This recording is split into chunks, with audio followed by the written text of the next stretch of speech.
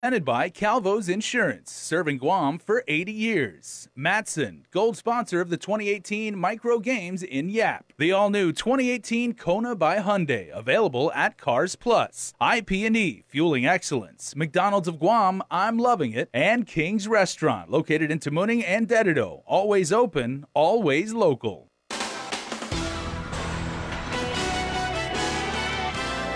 Coming right up on this wet and windy edition of Prime Time, we'll give you a look at what Mother Nature may have in store for us over the next couple of days and what you can do to stay safe.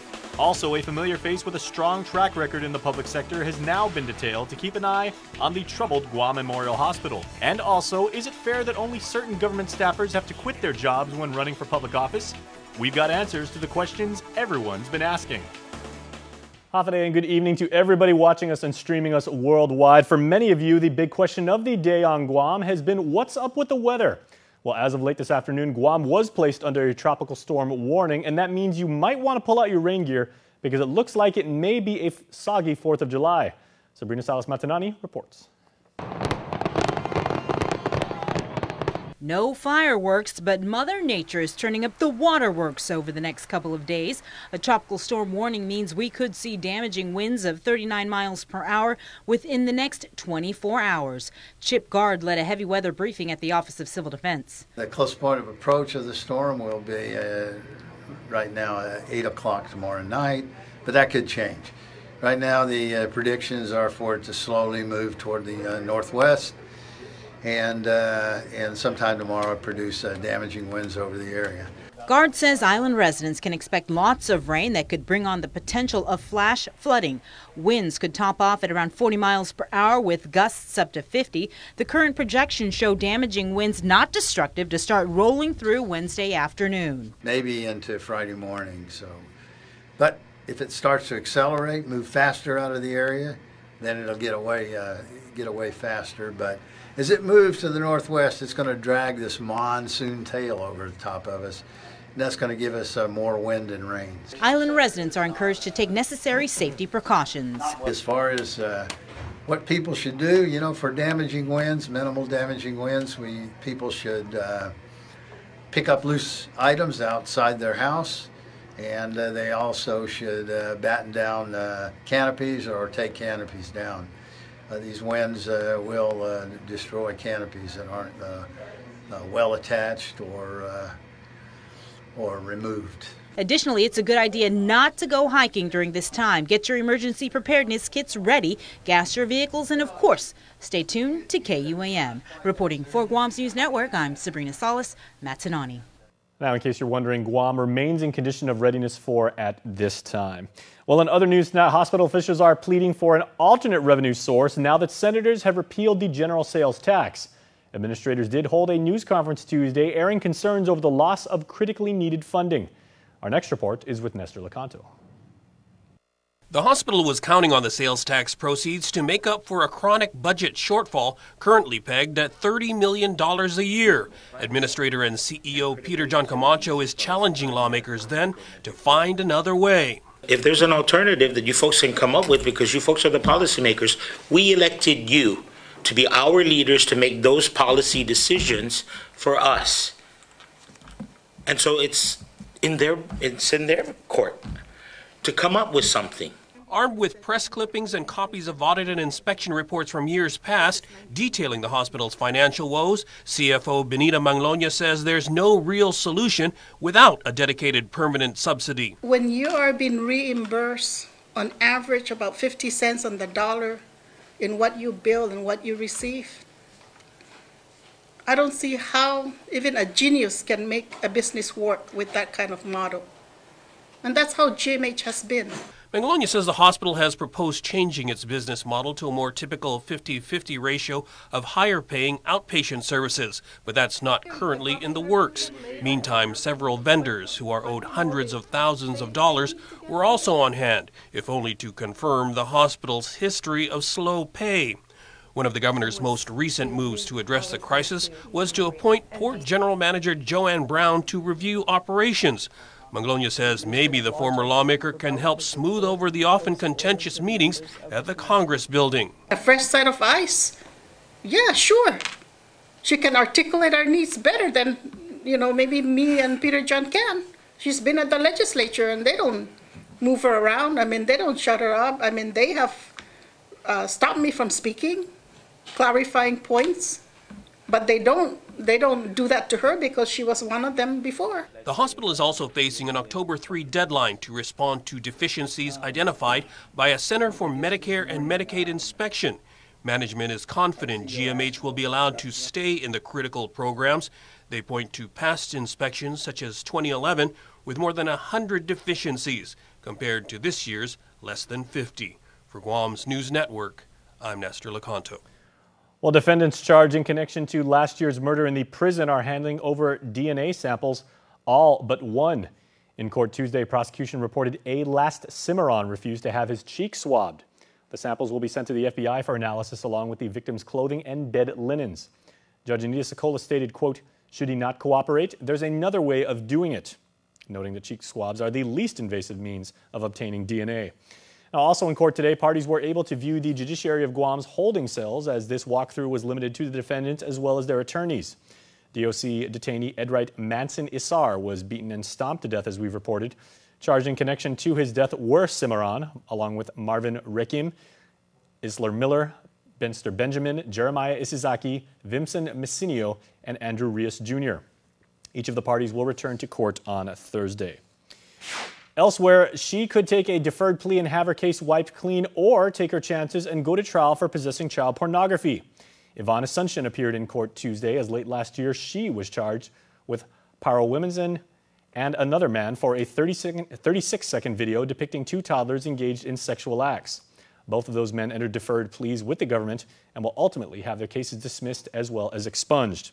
Now, although the government has offered the same deal to Asuncion, defense asked for more time to weigh her options. As reported, both co-defendants are cooperating and may be called to testify against Asuncion. In the event she leaves her fate to a jury, she faces 5 to 8 years behind bars and would have to register as a sex offender. Well, let's move now to news about the upcoming election as the list is now final. Candidates running for public office this fall gathered Monday night at the Guam Election Commission downtown to choose their ballot placement. Every candidate picks a place at random, with GEC Executive Director Maria Pangilinan saying despite complaints, all candidates were ratified, including Amanda Blas and Michelle Taitano, both of whom's employment at the governor's office raised concern. That letter won't disqualify the candidates mentioned in the complaint. So they are qualified, and so ratification simply means that they are qualified and they can get on the ballot. You can view the full list of candidates on KUAM.com. Moving on in our rundown tonight, Republican senatorial candidate Amanda Blas says she's a governor's special assistant and exempt from having to resign while she runs for senator.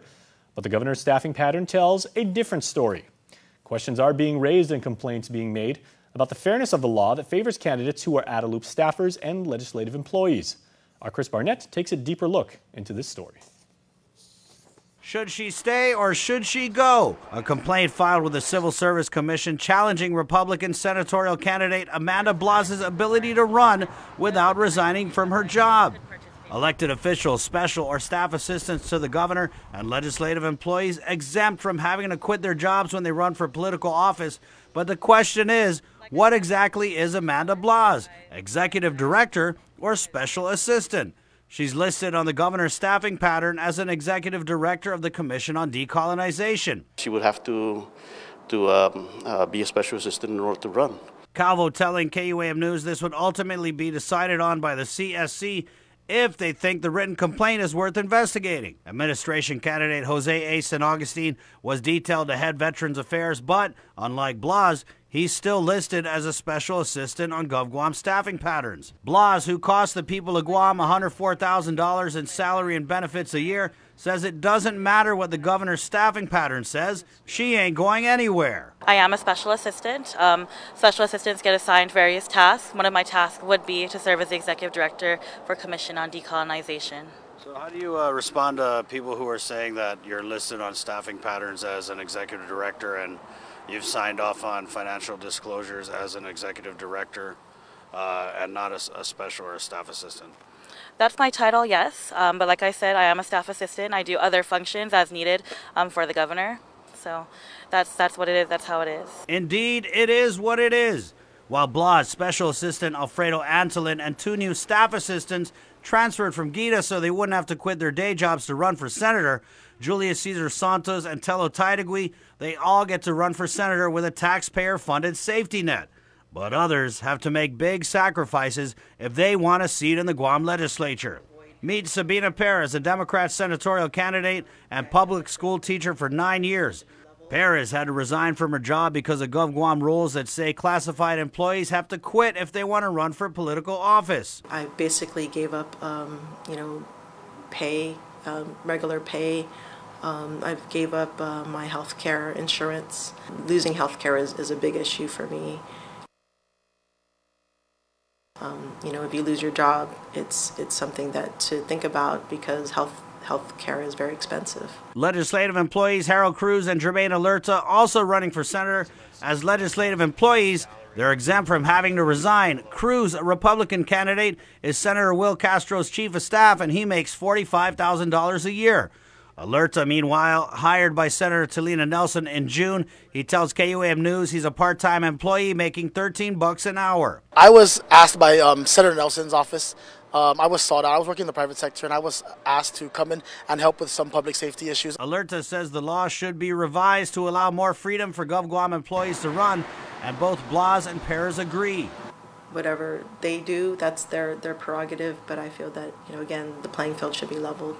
Calvo, meanwhile, says worst-case scenario for Blas is the CSC decides she's not a special assistant. She'll have to choose what's more important to her. Make a choice. The law is the law, and we'd have to abide by the law. For Guam's News Network, Chris Barnett reports. There's a lot more coming up, so please stay tuned. There are more ways to experience KUAM News than any other source on Guam. Download the KUAM News app for your Apple or Android device for 24/7 news, sports, videos, weather, streaming with KUAM radio, and important news alerts. And stay connected at home with Guam's first app for Apple TV. All available now from the App Store. A simple handshake. That's all Jake Calvo needed when he started his company. Today, 80 years later, we like to say thank you to all of you who have taken our hand in trust. Thank you to the dreamers. Thank you to the realists. Thank you to the family-oriented. Thank you to the entrepreneurial. Thank you to those climbing the corporate ladder. And to the ones starting a new life together. Thank you to the traditionalists and the edgy. To the young at heart and the old souls. Thank you to the daring, to the protective, to the practical. Thank you to the hopeful. To all of you from all of us, our deepest, happiest, and infinite thanks. 80 years here for you. 80 years thanks to you. Calvo's Insurance, a legacy of trust. On my last day at the court, I was presented this jar of Post-its. During the presentation, they said, Josh, we asked every single employee to write down a word that best describes you. They must really believe it's an important thing that they need to share with me. So it's quite humbling when you see, what people think of you. Professional, leadership, visionary, articulate, dedicated, admirable, caring. It meant to me that people that worked for me were very happy with my leadership. They were very thankful for my leadership, and they were impacted by my leadership. I want to serve as a lieutenant governor because the skill sets, my experiences, and my energy, and this is an opportunity for me to help push a vision. That's the reason why I'm willing to take a risk and run for office. I'm Lilian Guerra, and I approve this message. We're celebrating our 135th anniversary today, both in the outlying regions on which we hub and also here in Guam itself. It means so much to our team here in Guam. It means a lot to us in the Matson management team because what it says is we're here to stay. It's a real physical manifestation of our commitment to this region. It's so important that we hire locally, we develop talent locally, we train locally. What's been a wonderful addition to our approach there is that many of the people who started off in Guam have gone off into significant leadership roles elsewhere in the company. This is our headquarters here in Guam in Micronesia. And when we talk about putting down our roots, it's not just doing business, it's about everything we do with our friends, our customers, and our employees. I believe that nobody can replicate what we do, and that's why we have such a great team and such a great service and why we're successful. This is our home, this is our life, and we're happy to make a difference in everyone else's life.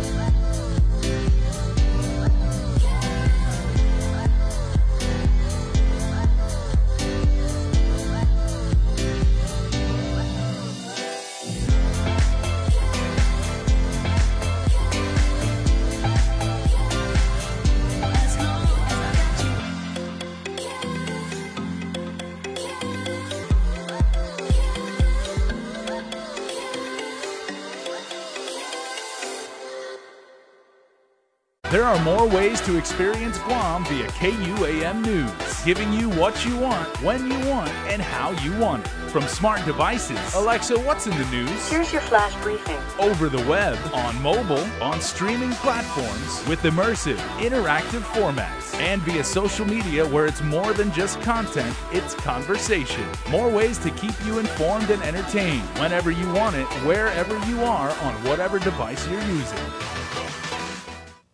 We continue our broadcast right here on KUAM TV and Facebook Live as free college tuition and education news is going to be a reality for hundreds of high school students after a pair of grants from the U.S. Department of the Interior were awarded to the Lieutenant Governor's office. The grants, totaling some $1 million, are for tuition-free college at the Guam Trades Academy and the Guam Community College. Lieutenant Governor Ray Tenorio and former Senator Tony Atta have been working on this project since last August. The two are also running together, as you know, to take over Attalu. The grants will allow it to send about 200 high school students to attend college for the first year. The administration will be announcing details of the pilot program at a later date.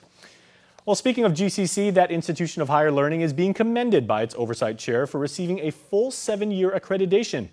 It's the longest period possible for the community college to receive. It was awarded by the WASC Accrediting Commission for Community and Junior Colleges last month, with Senator Joe San Agustin presenting GCC leadership today with a legislative resolution in recognition of the college's accreditation status.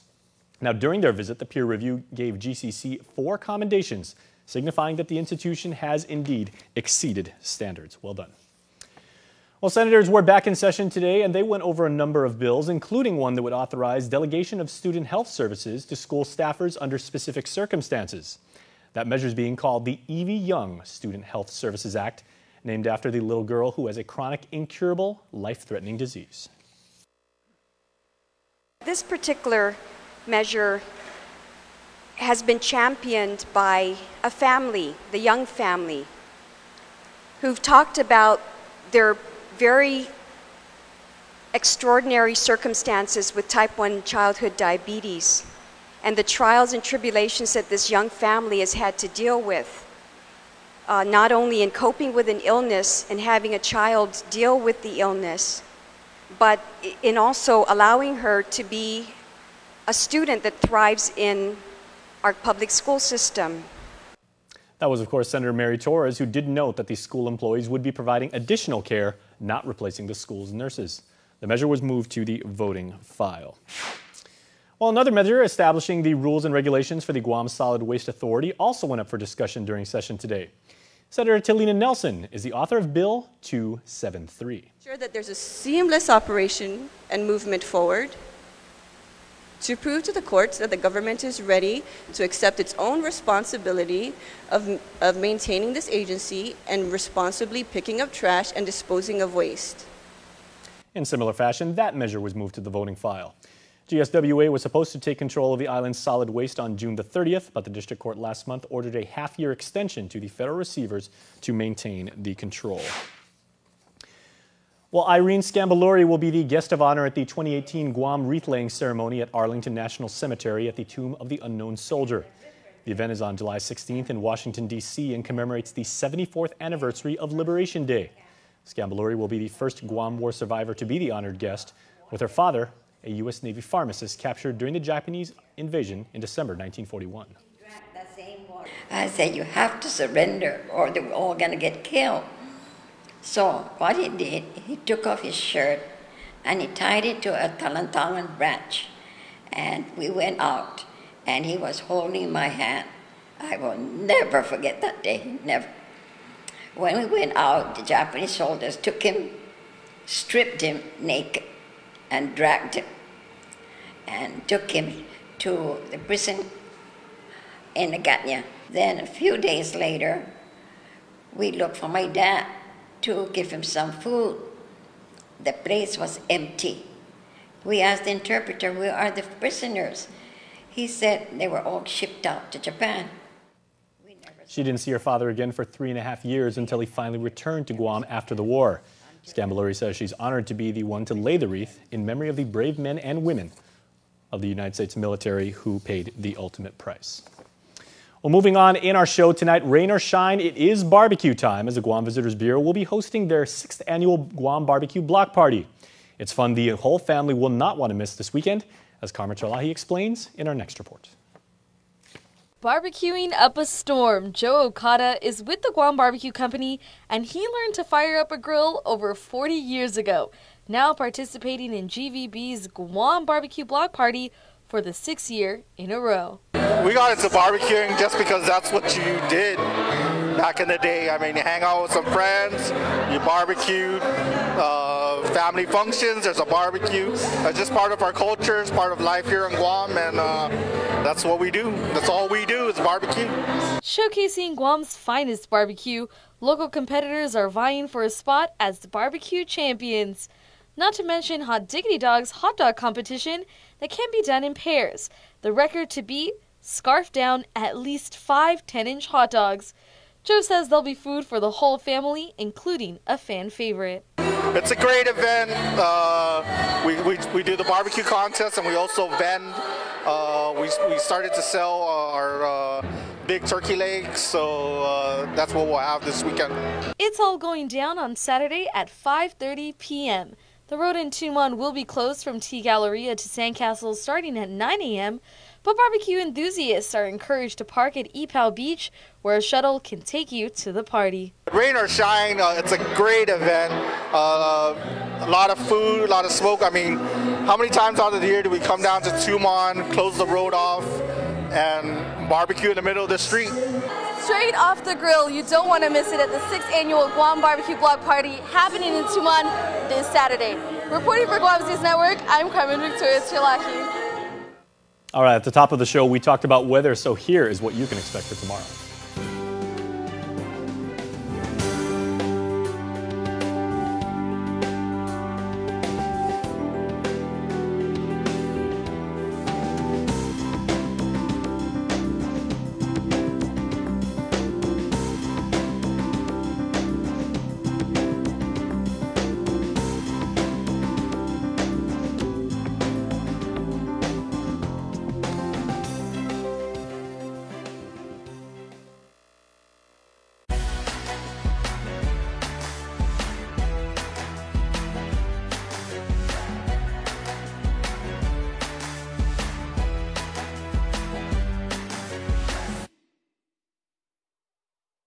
Introducing the Alpha Plus app.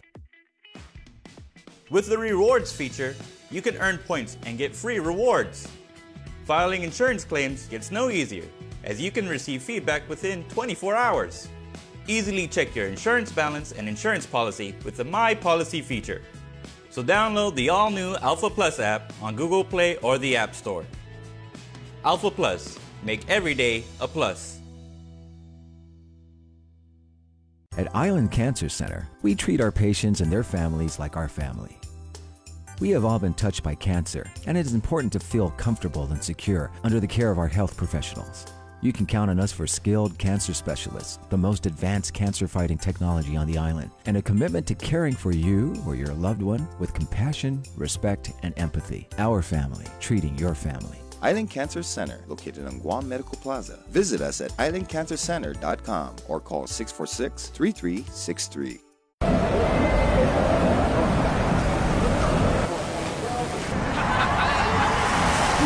You guys can set it back there.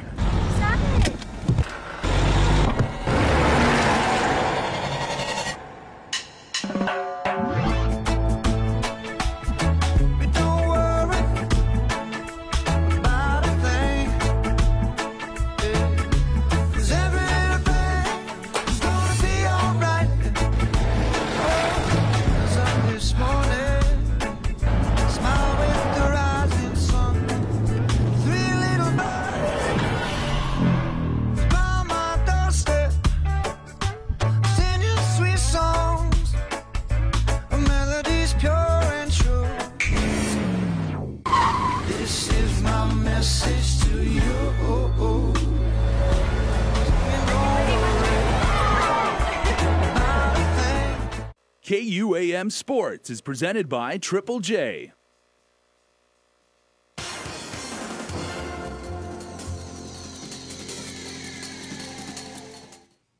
Dave Delgado here for KUAM Sports, brought to you by Triple J. We get you started tonight with championship basketball highlights from the GPWA Basketball League played at the Agana Heights Gym. Check it out. Generation and Admin making it to this year's finals. Douglas Ogo with the steal finds Justin Beneventi making a break towards the basket to get the game started. Ken Gutierrez puts up the shot attempt for Admin. Ball gets tipped out to Marvin Poliarco, who goes high off the backboard for the bank shot. Generation leading after the first half of play. Mike Alvarez goes the length of the court, passing by 4 Admin defenders on his way to the basket for the lay-in. Poliarco drives baseline and misses on the finger roll layup, same spot as last time. Gets the ball again and hits for another 2 points and 1 3-point play the long way after hitting the free throw. Rick Cruz finished the game with a team-high 14 points, corner 3 all net. Marvin Poliarco led all scorers with 16 points. Generation walked away with this year's championship trophy with the 46-31 win. Poliarco won the scoring title while Justin Beneventi was the 3-point shooting champion. Soccer highlights from the GFA. Bank of Guam Strikers won, crowned champions of the Jamaican Grill 11th Annual GFA Cup. The Strikers took care of business against the Napa Rovers, winning the title 5-1. The game was tied at 1 heading into the halftime break. Goals from Joshua Calvo, who led all scorers with 2 goals. Scott Spindell, Clayton Mitchell, and Aiden Dixon also helped seal the deal. Rovers player Scott Spindell scored the lone goal for the Rovers in the loss in the 14th minute of play. With the win, the Strikers finished the tournament undefeated and become the 4th team to win the tournament title since its inception. Strikers player Marlon Evans was selected as the championship match MVP. The 14th Annual Summer Jam Basketball Tournament presented by Bank of Guam tips off Friday at 6 p.m. at the Tamuning Gym. The tournament will run through August 12th. Teams in the 8 and under, 10 and under, 12, 14, 18 under divisions will hit the court along with the men's varsity and open co-ed rec division. All games will be held at the Tamuning Gym starting at 6 p.m. on weeknights. Games on Saturdays and Sundays start at 11 in the morning, with the final game being played at 6 p.m. Visit GuamBasketball.com for game schedules, results, and stats, or download the app GuamBasketball.com for free to receive real-time game updates, results via newsfeed. Congrats to Team Hagen on a great showing at the SCVA 10th Annual Summer Sorry Tournament held in Anaheim, California. 4 teams were represented at the competition. Hagen Juniors finished 57th out of 70 teams competing, taking second in their bracket. Next Gen was 24th out of 55 other squads, placing second in their bracket as well. Nettie placed 31st out of 70 teams, winning the Flight 3 division. And Donna placed 39th out of 55 for third in their bracket. Well, that's going to do it for sports. We're back right after this. Let's welcome the first-time parents, the people with the dream to be their own boss. Let's welcome the things that inspire us, connect us. Let's welcome the college graduations, new beginnings, and happy ever afters. At Bank of Hawaii, we'd like to welcome you to all the new adventures, the next chapters, and all the great things you have to look forward to. Welcome to tomorrow. Bank of Hawaii.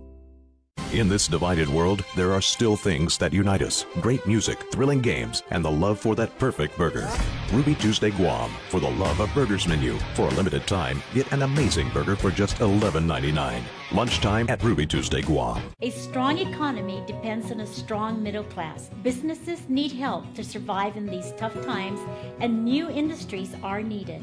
As your governor, I will propose tax cuts for small businesses. We will streamline government operations to create a more business-friendly environment. We will invest in infrastructure and in our people by expanding opportunities to learn much-needed trades. I'm in to help get us there, and I humbly ask for your vote. I'm Lilian Guerrero, and I approve this message.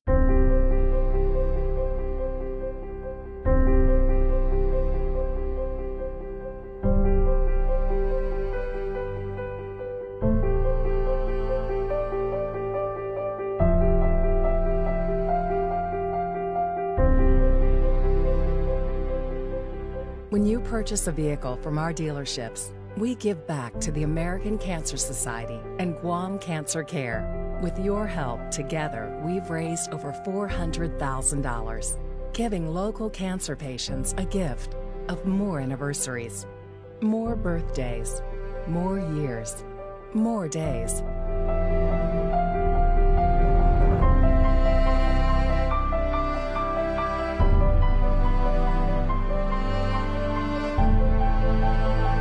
Together, we're giving them the gift of time. Triple J, customers first. All right, guys, let's head right into the 4th of July by wishing some very special Guamanians a happy birthday. These are the newest members of the Cold Stone Creamery Birthday Club. The rain outside cannot deter how happy some Guamanians are because it's their birthday today. Happy 68th birthday to Julie. Happy birthday, Grandma. Love Eric, Juliet, Cody, Aiden, and Aaron. Happy blessed birthday to Ali Taitigui. This comes from your Northern Guam family, one of your favorites, they say. Also, Viva Cumpleaños Grandma Becky to Isabel Manabusan. We love you and God bless you. Love, Vita Diaz. And happy birthday number 15 to Marina Babauta, who blows out the candles today. Also, happy belated birthday wishes going out tonight to Alize Jade Kinata,